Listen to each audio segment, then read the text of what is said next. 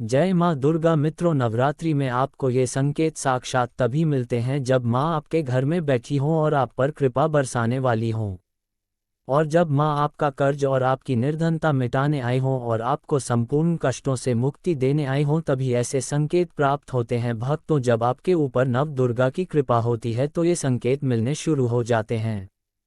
भक्तों, इन संकेतों से आप पता कर सकते हैं कि माँ दुर्गा आपके साथ में है या फिर नहीं है। इन संकेतों के द्वारा आप जान सकते हो कि आपकी पूजा आज सफल हो चुका है। भक्तों, आप में से बहुत सारे लोगों के मन में प्रश्न होते हैं कि हम कैसे पता करें कि माता रानी हमारे साथ में है कि नहीं, हम कैसे पता करें कि माता रानी दिन भर हमारे साथ में रहती है कि नहीं, शारद नवरात्रि के समय माता रानी क्या हमारे घर में आती है कि नहीं, क्योंकि सबके मन में यह सवाल आते हैं। सब चाहते हैं कि उनके घर माँ आए। तो भक्तों, ये जानकारी मैं आज के इस वीडियो में बताऊंगा। भक्तों, बड़ा मूर्ख होगा, बड़ा अज्ञानी होगा ऐसे व्यक्ति जो इस ज्ञान को प्राप्त नहीं करेगा। आज के इस प्रकार के अमूल्य ज्ञान को कोई लाखों करोड़ों रुपए खर्च करने पर भी इस प्रकार के ज्ञान नहीं बताएगा। ये जानकारी सब आपसे छुपाना चाहते हैं। तो भक्तों, माता रानी अपने होने का एहसास अपने सभी भक्तों को कराती है, चाहे उनके छोटे भक्त हो या फिर चाहे बड़े भक्त हो। अपने सभी भक्तों को माता रानी अपने होने का एहसास सभी को कराती है, क्योंकि भक्तों, माता रानी परम शक्ति है, परम देवी है। माता शारदीय नवरात्रि के पूरे 9 दिन अपने सभी भक्तों के साथ में सूक्ष्म रूप में एवं ऊर्जा रूप में रहती है, शक्ति रूप में रहती है। तो भक्तों, इन 10 संकेतों से आप पता लगा सकते हैं कि माँ दुर्गा आपके साथ में है, और यह साफ संकेत बताते हैं कि माता रानी आपके घर में आ चुकी है। तो सर्वप्रथम इस वीडियो में ये जानेंगे नवरात्रि क्यों मनाते हैं और हम कैसे पता करें कि माता रानी हमारे साथ में है। इसके बाद इस वीडियो में ये भी जानेंगे कि किस संकेत से पता करें कि माता रानी हमारे घर में आ चुकी है। तो भक्तों, वीडियो शुरू करने से पहले माता रानी के सच्चे भक्त कमेंट बॉक्स में जय माता रानी अवश्य लिखें, ताकि माता रानी की कृपा आपके ऊपर सदा बनी रहे। और यदि अगर आपको वीडियो अच्छा लगता है तो वीडियो को लाइक करना ना भूले। तो भक्तों, जान लेते हैं नवरात्रि का पर्व इस साल कब से शुरू हो रहा है। मित्रों, चैत्र नवरात्रि का शुभारंभ चैत्र महीने के शुक्ल पक्ष की प्रतिपदा तिथि से होता है। प्रतिपदा तिथि में कलश स्थापना करने के साथ ही मां दुर्गा का आह्वान भी किया जाता है, और स्थापना करने के साथ साथ 9 दिनों के व्रत पूजन का शुभारंभ होता है। चैत्र नवरात्रि के 9 दिनों में मां दुर्गा के 9 स्वरूपों की विधि विधान से पूजा की जाती है, उनके मंत्रों का जाप और श्री दुर्गा सप्तशती का पाठ किया जाता है। दोस्तों, इस बार की चैत्र नवरात्रि का शुभारंभ सर्वार्थ सिद्धि योग में हो रहा है, और यह नवरात्रि बहुत ही शुभ रहने वाली है, क्योंकि इस बार माता रानी हाथी पर सवार होकर भक्तों के घर में पधारेंगी और हाथी पर ही सवार होकर प्रस्थान भी करेंगी। क्योंकि इस बार चैत्र नवरात्रि का शुभारंभ रविवार के दिन से हो रहा है, और दिनों के आधार पर ही माता की सवारी निर्धारित की जाती है। माँ दुर्गा का हाथी पर सवार होकर आना ये बहुत ही शुभ संकेत देने वाला है। इसलिए जो भी भक्त माता रानी की कृपा प्राप्त करना चाहते हो, किसी मनोकामना की पूर्ति के लिए नवरात्रि की पूजा या उपवास रखना चाहते हो, उन्हें इस शुभ संयोग में माँ भगवती को मनाने का प्रयास अवश्य करना चाहिए। मित्रों, चलिए आपको बताते हैं इस बार नवरात्रि की शुरुआत कब होगी, नवरात्रि का समापन कब होगा, कलश स्थापना का शुभ मुहूर्त क्या रहेगा और कलश विसर्जन किस दिन किया जाएगा। इस बार नवरात्रि की तिथियों के घट बढ़ के कारण 2 नवरात्रि के व्रत एक ही दिन पड़ रहे हैं। तो ये कौन कौन से दिन होंगे, आपको अष्टमी और नवमी का पूजन किस दिन करना होगा, चलिए आपको बताते हैं। उससे पहले आप सभी को चैत्र नवरात्रि की हार्दिक शुभकामनाएं। मित्रों, चैत्र नवरात्रि के दिन से ही हमारे हिंदू नववर्ष का शुभारंभ होता है, तो आप सभी को हिंदू नववर्ष की भी बहुत बहुत शुभकामनाएं। क्योंकि इस बार 29 मार्च को चैत्र अमावस्या के दिन साल का पहला सूर्य ग्रहण भी लगेगा, और ठीक अगले दिन ही नवरात्रि की शुरुआत भी हो जाती है। ऐसे में नवरात्रि से एक दिन पहले लगने वाले सूर्य ग्रहण को भले ही हमारे देश में देखा नहीं जा सकेगा, क्योंकि यह आंशिक सूर्य ग्रहण होगा, फिर भी आप नवरात्रि से जुड़ी हुई जो भी पूजन सामग्री है या मंदिर में आप गंगाजल छिड़क कर शुद्धि अवश्य कर ले, उसके बाद ही पूजा की तैयारी प्रारंभ करें। इस बार चैत्र नवरात्रि का शुभारंभ होगा 30 मार्च रविवार के दिन से होगा, और चैत्र नवरात्रि पर्व समाप्त होगा 6 अप्रैल दिन रविवार को, यानी रविवार के दिन से ही नवरात्रि प्रारंभ होंगी और रविवार को ही समाप्त होगी।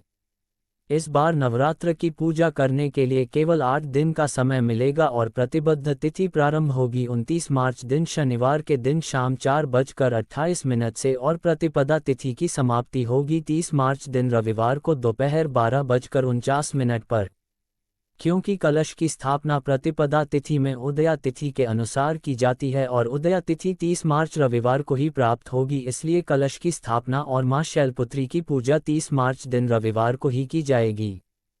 कलश स्थापना का सुबह का पहला मुहूर्त रहेगा सुबह 6:13 से 10:22 तक और इसके अलावा जो दूसरा शुभ मुहूर्त होता है अभिजीत मुहूर्त में दोपहर 12:01 से 12:50 तक रहेगा। 30 मार्च को चैत्र नवरात्रि का शुभारंभ सर्वार्थ सिद्धि योग में हो रहा है। इस दिन इंद्र योग और रेवती नक्षत्र का शुभ योग भी बन रहा है। चैत्र नवरात्रि के पहले दिन सर्वार्थ सिद्धि योग शाम को 4:35 से अगले दिन सुबह 6:12 तक रहेगा और इस योग में आप जो भी कार्य करेंगे वह अवश्य सफल होंगे, क्योंकि यह एक बहुत ही शुभ योग माना जाता है। अब अष्टमी और नवमी तिथि के बारे में जानने से पहले ये भी जान लीजिए कि नवरात्रि में किस दिन किस देवी माँ की पूजा होगी।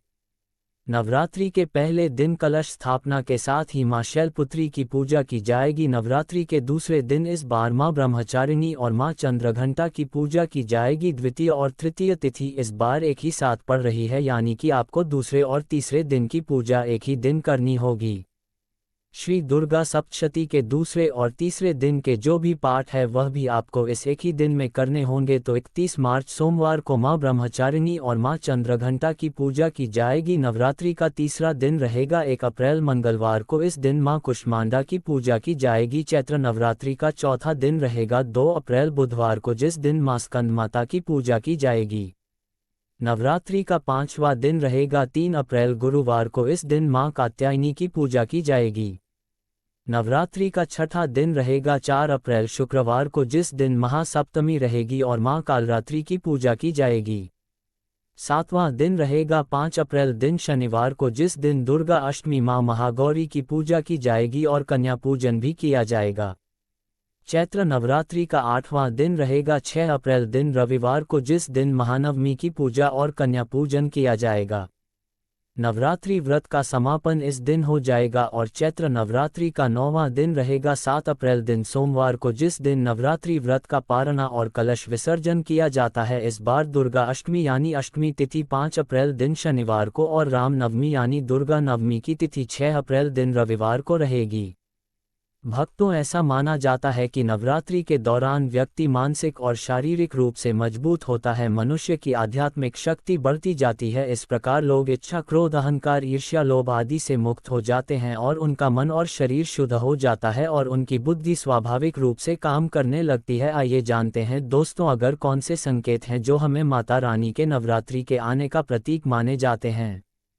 दोस्तों, जब माता रानी आपके साथ में होती है तो ये 10 संकेत मिलते हैं और भक्तों, इस वीडियो के माध्यम से उन 10 संकेतों के बारे में हम आपको बताने जा रहे हैं, जिससे आप पता लगा सकते हो कि माता रानी आपकी पूजा पाठ से प्रसन्न है, माता रानी आपके साथ में है। जब दोस्तों आपको पूजा के दौरान आंसू आने लगे, वैसे दोस्तों हम रोज की पूजा करते हैं लेकिन आंसू नहीं निकलते, लेकिन नवरात्रि के समय जब आप पूजा करें और आंसू आने लगे तो समझ जाना माता रानी आपके साथ में है। या फिर अगर आपको पूजा के दौरान ऐसा लगने लगे कि कोई आपके पीछे में खड़े हैं तो समझ जाना माता रानी आपके साथ में, हमेशा आपके साथ में है। वह ऊर्जा स्वरूप बनकर आपके साथ में खड़े रहते हैं। ये प्रथम संकेत है भक्तों। दूसरा संकेत है कि अगर जुगनू टिमटिमाते हुए आपके कपड़े या शरीर पर चिपक जाना। दोस्तों, अगर जुगनू टिमटिमाते हुए आपके कपड़े या फिर शरीर में चिपक जाए तो समझ जाना माता रानी आपके साथ में है, क्योंकि दोस्तों जुगनू को जोगिन कहा जाता है और यह माता रानी की परम सेविका है। जहाँ पर माता रानी की शक्तियाँ होती हैं, यह माता रानी का ऊर्जा स्वरूप होती है और माता रानी का जहां ऊर्जा स्वरूप होता है वहां पर जाकर के स्वतः ही चिपक जाते हैं। तो आपके साथ में माता रानी रहेंगे तो आपके शरीर में स्वतः ऊर्जा शक्ति जागृत हो जाएंगे, तो यह आकर के जबरदस्ती चिपकने लगते हैं। भक्तों, तीसरा संकेत है कि रात में अचानक से झटके के साथ आपकी नींद खुल जाए तो समझ जाना माता रानी आपके साथ में और माता रानी आपको जगाना चाहती है और माता रानी आपको कुछ संकेत देना चाहती है। इसके बाद चौथा संकेत है कि आपके आसपास में अगर इत्र है, लोबान है, धूप स्वरूप है, चमेली है या फिर अन्य पुष्प जो कि आपके घरों के आसपास में नहीं पाए जाते हैं लेकिन फिर भी आपको उसकी सुगंध आ रही है, तो समझ जाना चाहिए कि माता आपके साथ ही मौजूद है। माता रानी जब आपके पास में होते हैं तो दोस्तों लोबान की खुशबू आती है, धूप और चमेली के पुष्प की खुशबू आती है और ऐसे पुष्प की खुशबू आती है दोस्तों जिसकी सुगंध हमने कभी नहीं ली, जो कि हमारे घरों के आसपास में नहीं होते हैं। तो इस संकेत से भी आप पता कर सकते हैं कि माता रानी आपके साथ में ही है। अब पांचवा संकेत जानते हैं दोस्तों, यदि आपको नवरात्रि के दौरान अगर आपको स्वप्न में कोई छोटी कन्या दिखाई देती है, क्योंकि छोटी कन्याओं को देवी का ही स्वरूप माना जाता है, तो नवरात्रि में अगर आपको छोटी कन्या दिख जाए या फिर लाल वस्त्र दिख जाए, लाल कलर की झंडा दिख जाए, तो समझ जाना चाहिए कि माता रानी आपके साथ में ही है। इसी के साथ अगर जोत बत्ती जलाते समय अगर एक खास आकार जोत बत्ती में बनने लगे तो भी समझ जाना चाहिए कि माता रानी आपके साथ में है। दोस्तों माता रानी नवरात्रि में ये संकेत अवश्य ही अपने सब भक्तों को दिखाती है। ये तो अभी आपने जान लिया कि माता साथ है तो ये संकेत मिलते हैं, लेकिन अभी हम ये जानेंगे कि तब कौन से संकेत मिलते हैं जब माता रानी हमारे घर में विराजमान हो चुकी है, तब कैसे पहचानेंगे कि माता रानी हमारे घर में प्रवेश कर चुके हैं। तो दोस्तों इस बारे में भी आपको मैं विस्तार से बताऊंगा और आप इन संकेतों से पता लगा सकते हैं कि माता रानी आपके घर में आ चुकी है। और फिर माता रानी आपके घर में आ जाए तो जल्द ही आपके दोस्तों जो दुख है वह कट जाते हैं और आपके दिन दुगनी रात चौगुनी तरक्की होती है, आपको मनोवांछित फल मिलता है। अधिकतर लोग जब माता रानी उनके घर में आती है, प्रवेश करती है, तो उन्हें पता नहीं होता कि माता रानी कब घर में प्रवेश कर गए और कब घर से चले गए। भक्तों इन लक्षणों से आप पता कर सकते हैं कि माता रानी आपके घर में आ चुकी है। फिर दोस्तों आपको क्या ऐसा करना है कि आपकी कोई भी मनोकामना तुरंत पूरी हो जाए, वह भी दोस्तों आज हम इस वीडियो में बताएंगे। अगर आप वह कार्य करते हो तो इससे फिर तत्काल मनोकामना पूर्ण होने लगती है। माँ दुर्गा चैतन्य होती, इसलिए इन दिनों में की गई सच्ची भक्ति का परिणाम माता दुर्गा हमें तुरंत दिखा देती है। और इस समय गलत कर्म करने से चैतन्य होने के कारण माता रानी अगर हम बुरा काम करें तो बुरा परिणाम भी तत्काल दिखाती और दंडित भी करती है। दोस्तों नवरात्र के पूरे 9 दिन हमें पूर्ण रूप से सात्विक विचार से रहना चाहिए। हमें 9 दिनों तक कपट, छल और द्वेष आदि का परित्याग कर देना चाहिए। माँ दुर्गा जिस घर में आती है उस घर को तीर्थों से भी ज्यादा पवित्र एवं शुद्ध कर देती है। वहाँ रहने वाले सभी लोग की बुद्धि भक्तिमय हो जाता है और घर एकदम शांत रहता है। आप भी अपने घर में चेक करना, यह अगर 10 में से कोई भी एक संकेत आपको मिलने लगे तो समझ जाना माता रानी आपके घर में आ चुकी है। तो आइए जानते हैं कुछ संकेतों के बारे में। संकेत बताने से पहले अभी तक आपने हमारे वीडियो को लाइक नहीं की तो वीडियो को लाइक कर चैनल को सब्सक्राइब जरूर कर लेना, क्योंकि दोस्त का मकसद है कि जनहित एवं जन कल्याण करना। और अगर आप एक लाइक करो तो हमें वीडियो बनाने का मोटिवेशन मिलता रहता है और हम शास्त्र और प्राचीन और पौराणिक के ज्ञान आपको उपलब्ध करा सकते हैं। दोस्तों कई बार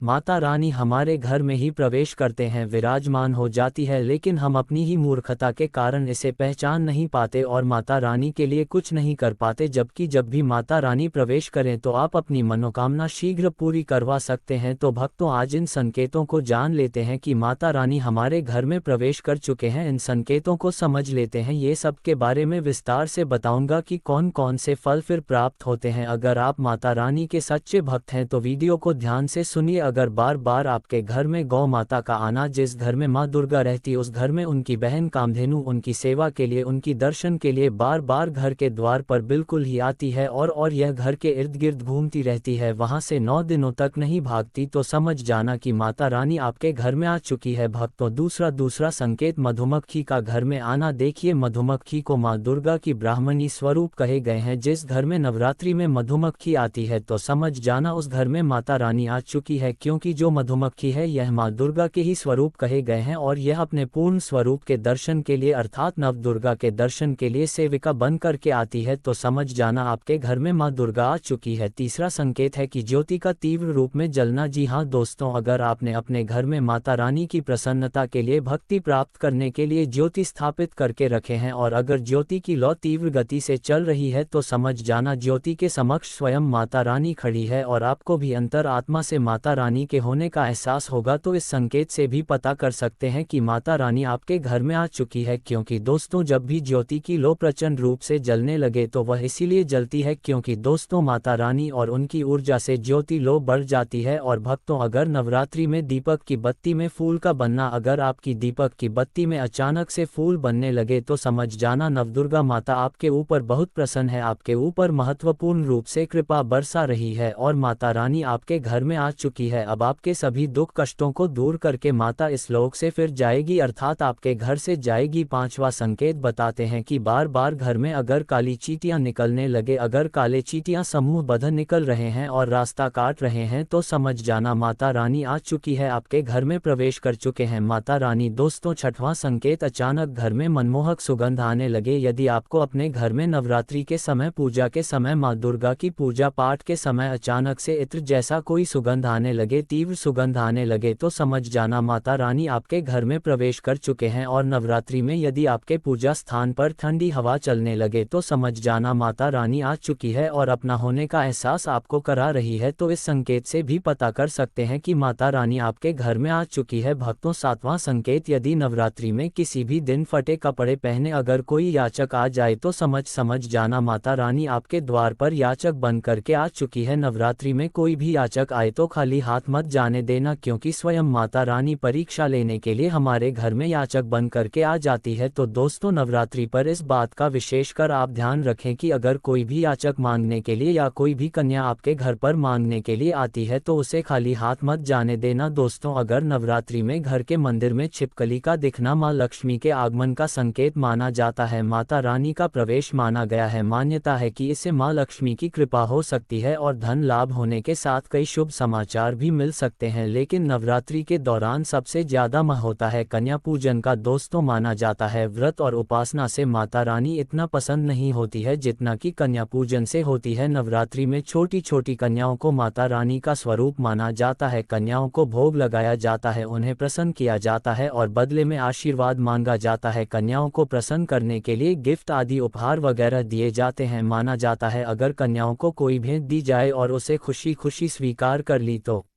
इसका मतलब है माता रानी अर्थात माता वैष्णव ने भेंट स्वीकार कर ली। जिन पर कन्याएं प्रसन्न होती हैं तो समझो उन्हें माता रानी का आशीर्वाद मिल गया और माता रानी की कृपा से उन्हें मुंह मांगा वरदान प्राप्त होता है। नवरात्रि में 2 साल से लेकर 10 साल तक की कन्या का पूजन होना चाहिए। अष्टमी अथवा नवमी को कन्याओं के पैर धोकर भोजन कराना, उपहार आदि देना श्रेष्ठ माना जाता है। आपके घर में संपन्नता बनी रहे तथा धन की कोई भी कमी ना हो, कन्याओं को कोई सुंदर गिफ्ट दे सकते हैं। शास्त्रों में बताया जाता है कि कन्या जितना खुश होती है माता रानी उतना ही जल्द फल की प्राप्ति प्रदान करती है। ऐसे में आप कन्याओं को चॉकलेट बॉक्स दे सकते हैं तथा खूबसूरत कपड़े दे सकते हैं। याद रहे काले कपड़े ना दें और स्टील के बर्तन भी गिफ्ट के तौर पर दे सकते हैं। याद रहे कि कन्याओं को लोहे का कोई भी सामान नहीं देना चाहिए। भक्तों जब कन्या अपने घर के लिए प्रस्थान करें तो उनके चरण जरूर छू ले और अपने मन में अपनी प्रार्थना को पूरा करें। सच्चे दिल से मांगी मुराद माता रानी अवश्य पूरी करती है। दोस्तों 7 महिलाओं को नवरात्रि का व्रत कभी नहीं रखना चाहिए। माता रानी ऐसी महिला से कभी खुश नहीं होती और घर में हमेशा दरिद्रता का माहौल बना रहता है और इसका असर पूरे परिवार पर बना रहता है। इसीलिए आप जान लीजिए अगर आपने गलती से भी नवरात्रि का व्रत रख लिया है तो आपका व्रत खंडित हो जाएगा और आपको घोर पाप लगेगा। जाने कहीं आप भी इन 7 महिलाओं में से तो नहीं। दोस्तों इस बार के नवरात्रि बहुत ही शुभ और मंगलकारी माने जा रहे हैं। घर में सुख समृद्धि धन दौलत और शांति प्रदान करती है तथा घर से गरीबी और दरिद्रता को नाश करती है। घर में माता रानी का आगमन होता है। लेकिन क्या आप जानते हैं कुछ ऐसी महिलाएं भी हैं जो इस व्रत को ना रखें तो अच्छा है, नहीं तो आपको माता रानी के क्रोध का सामना करना पड़ सकता है। मान्यताओं के अनुसार आज हम जिन महिलाओं के बारे में बात करने वाले हैं उन्हें नवरात्रि के व्रत से हमेशा दूर रहना चाहिए, नहीं तो आपके साथ कुछ बुरा हो सकता है, आपका पति किसी संकट में आ सकता है। तो चलिए जानते हैं दोस्तों। नंबर 1, शास्त्रों के अनुसार अगर आप किसी भी व्रत को दिखावे के तौर पर करते हैं तो ये घोर पाप माना जाता है। ऐसा करने से आप देवी देवताओं का मजाक ही नहीं उड़ाते बल्कि आप पाप के भागीदार भी बनते हैं। माँ भगवती ऐसे लोगों से कभी प्रसन्न नहीं होती बल्कि उसको बर्बाद कर देती है। माँ दुर्गा तभी प्रसन्न होते हैं जब आप सच्चे दिल से उन्हें पुकारे, पूजा पाठ और शास्त्रों का पालन करें। दोस्तों नंबर 2, तलाकशुदा महिला। शास्त्रों के अनुसार जो महिला शादीशुदा या पुरुष तलाकशुदा हैं, ऐसे अगर पति पत्नी में अनबन होते हैं तो वे लोग नवरात्रि का व्रत कभी ना रखें। ऐसा करने से माँ दुर्गा कभी खुश नहीं होती। आपकी जानकारी के लिए बता दें, शादी दो दिलों का बंधन है जिसके बंधन में आजीवन रहना होता है, ना कि अलग अलग। माता रानी टूटे हुए जोड़े को स्वीकार नहीं करती। टूटे हुए जोड़े का व्रत रखना, पूजा पाठ करना शुभ नहीं माना जाता है, बल्कि माता रानी तब प्रसन्न होती है जब बंधन में हो। खास तौर से अगर पति पत्नी अगर साथ में व्रत रखें तो माता रानी सबसे अधिक प्रसन्न होती है और बहुत ही शुभ वरदान देती है। ऐसे में माँ भगवती बहुत प्रसन्न होती है, इसीलिए दोनों को मिलकर पूजा पाठ करना चाहिए, ना कि अलग अलग। दोस्तों नंबर 3, चरित्रहीन महिलाओं को नवरात्रि का व्रत कभी नहीं रखना चाहिए, और यह बात उन चरित्रहीन पुरुषों पर भी लागू होती है जो जगह जगह मुंह मारते रहते हैं। जब शरीर की पवित्रता व्यक्ति की खत्म हो जाती है तब वह मैल ही नहीं बल्कि पापी भी कहलाता है, इसीलिए आपकी पूजा कभी सफल नहीं हो सकती। यह व्रत आप कभी ना रखें। दोस्तों नंबर 4, अगर आपको बार बार गाली देने की आदत है तो आप जितनी जल्दी हो सके इस आदत को छोड़ दें। अगर माता रानी को प्रसन्न करना है तो घर में लड़ाई झगड़ा छोड़ दें, क्योंकि जिस घर में लड़ाई झगड़ा होता है उस घर में माता रानी कभी नहीं आती हैं। और व्रत में पूजा पाठ करना है तो जुबान से अधिक मीठे बोली ही बोले, ज्यादा कड़वे बोली माता सरस्वती का अपमान होता और आप पाप के भागीदार बन जाते हैं। दोस्तों नंबर 5, अगर आपको कोई गहरी बीमारी है तो आप इस व्रत को ना रखें। जैसे उदाहरण के तौर पर शुगर की बीमारी, दिल की बीमारी, हार्ट अटैक, शरीर में कमजोरी होना, चक्कर आना, बीपी का बढ़ जाना, शरीर में दर्द होना, तो आप यह व्रत कभी ना रखें, नहीं तो आपके साथ कुछ भी हो सकता है, इसीलिए सावधान रहें। नंबर 6, मासिक धर्म में भूलकर भी व्रत नहीं रखें, क्योंकि मासिक धर्म में जो आपके वस्त्र होते हैं वह मैल हो जाते, इसलिए पूजा पाठ नहीं करना चाहिए। नंबर 7, जो महिलाएं अपने पति का अपमान करती वे व्रत ना ही रखें तो अच्छा है, क्योंकि ऐसी महिलाएं का पूजा माँ दुर्गा कभी स्वीकार नहीं करती बल्कि घोर पाप लगता है। दोस्तों नवरात्र आने वाले हैं, ऐसे में ये छोटी चीज़ घर में लाने से माता रानी खुशी खुशी आपने घर में से चली आती है। इस चीज़ को घर लाने से माता रानी अवश्य प्रसन्न होती है। यही चीज नवरात्रों पर घर में लाना बहुत ही शुभ और मंगलकारी माना जाता है। तो चलिए जानते हैं। दोस्तों नंबर 1, 16 श्रृंगार का सामान नवरात्रि के दौरान घर में लाना बहुत ही शुभ और मंगलकारी माना जाता है। ऐसे में घर के बने मंदिर में रखने से जन्मों जन्मांतर की गरीबी मिट जाती है और माँ दुर्गा की कृपा सदैव घर पर बनी रहती है। पूरे वर्ष माँ रानी की कृपा आप और आपके परिवार के ऊपर बनी रहती है। शास्त्रों में बताया गया है कि नवरात्रों के दिनों में 16 श्रृंगार का सामान घर के मंदिर में होना बहुत ही शुभ और मंगलकारी माना जाता है। या आप जिस जगह घर में माता की आज नवरात्रि व्रत करने के लिए स्थापित कर रहे हैं उस जगह पर 16 श्रृंगार का सामान रख दें। ऐसा करने से माँ दुर्गा की कृपा सदैव घर पर बनी होती है। दोस्तों नंबर 2, सोना चांदी या तांबे के सिक्के जरूर रखें। शास्त्रों के अनुसार सोने चांदी या तांबे से बने किसी भी धातु को खास तौर से नवरात्र के 9 दिनों में पूरे 9 दिनों तक घर के मंदिर में रखने से बहुत ही शुभ और मंगलकारी माना जाता है। नवरात्र के दिनों में सोना चांदी तांबे घर में लाने से इसका फल कई गुना बढ़ जाता है, इसीलिए सोना चांदी या तांबे के सिक्के माता रानी के पास अवश्य रखें, इससे माता रानी बहुत प्रसन्न होती है। दोस्तों नंबर 3, शंख और गंगाजल। धर्मशास्त्रों के अनुसार नवरात्रों के अवसर पर शंख घर में जरूर लेकर आए। माना जाता है कि जिस घर के मंदिर में शंख नहीं रखा होता तो वहां पर देवी देवता कभी वास नहीं करते। शंख का सनातन धर्म में बहुत ही बड़ा महत्व होता है। नियमित शंख को बजाने पर कई गुना सकारात्मक ऊर्जा प्राप्त होती है और नकारात्मकता ऊर्जा को नष्ट करती है। धन की देवी माँ लक्ष्मी अति प्रसन्न होती है। वहीं धर्मशास्त्रों के अनुसार जिस घर के मंदिर में गंगाजल नहीं होता तो वह घर अपवित्र माना जाता है। गंगाजल मंदिर में अवश्य रखा होना चाहिए। यदि आप घर में गंगाजल लाने में असमर्थ हैं तो अपने आसपास किसी पवित्र स्थान, किसी तीर्थ स्थान का पानी लाकर घर में रखें। दोस्तों नंबर 4, मोरपंख। नवरात्रि में माँ सरस्वती का प्रिय मोरपंख घर लाकर घर के मंदिर में रखने से कई सारे फायदे हैं। खास तौर से नवरात्रों के दिनों में मंदिर में मोरपंख जरूर रखें। ऐसा करने से माँ दुर्गा बहुत प्रसन्न होती है। दोस्तों अब बात करते हैं माता रानी को नवरात्रि में कौन सी चीजें अर्पित कर सकते हैं। दोस्तों भूलकर भी माता रानी को यह चीजें कभी अर्पित मत करना, नहीं तो सारी जिंदगी बर्बाद रहोगे, जिंदगी भर रोने के सिवा कुछ नहीं मिलेगा। दोस्तों नंबर 1, नारियल। हिंदू धर्म में नारियल को सुख, समृद्धि, धन, श्रद्धा और सम्मान का सूचक माना जाता है। नारियल को श्रीफल भी कहा जाता है। नारियल का हर मांगलिक कार्य में विशेष महत्व होता है। जैसे कि हम सभी जानते हैं कि माता रानी के कई मंदिरों में नारियल से बलि भी दी जाती है और माता रानी के पूजन में नारियल का इस्तेमाल हम सभी करते हैं। खासकर कलश की स्थापना नारियल रखकर ही की जाती है। अंत में चैनल को सब्सक्राइब जरूर कर लीजिएगा।